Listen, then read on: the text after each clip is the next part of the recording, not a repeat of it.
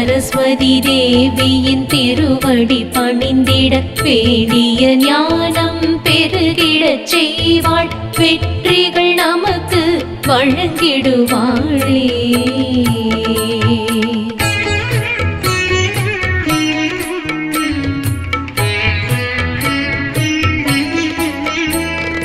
யாதுமாகி நின்றாய் காளி என்றே பாரதி அன்றே சொன்னான். பார்க்கும் திசைகள் எங்கும் எதிலும் நிறைந்திருப்பாள் அன்னை பராசக்தி என்றான்.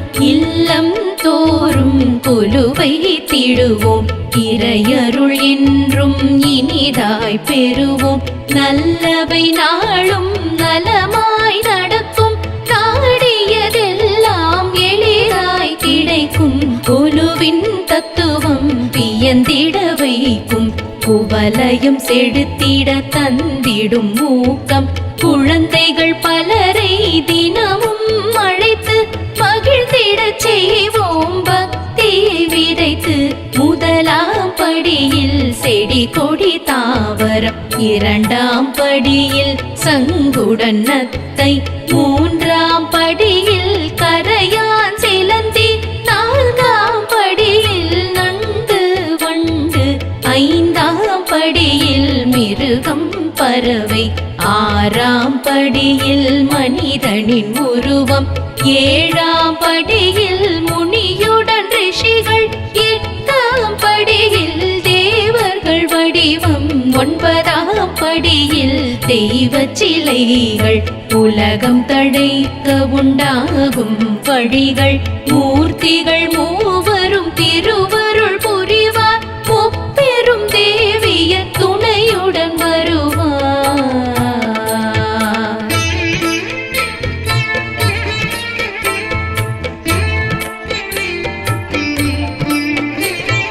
குருவை காண பெண்கள் வருவார், சிறுவர் சிறுமியர் உடன் வருவாரே.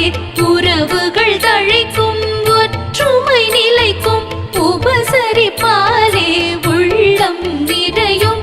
முருகன் நம்மன் வேடம் தாங்கி பிள்ளைகள் நமது வீட்டுக்கு வருவார். சுட சுட சுண்டல் இனிப்புகள் வழங்கிட உண்டு மகிழ்ந்து பூமுகம் மலர்வார். நடனம் தெரிந்த சிறுமியர் சிலரும் அழகாயாடி ஆனந்தம் தருவார். வீணை மீட்டி கீர்த்தனை பாடி வீட்டில் தெய்வீகம் தவழ்ந்திடச் செய்வார். வந்தவர்க்கெல்லாம் குங்குமம் கொடுத்து தாம்பூலத்துடனே வழி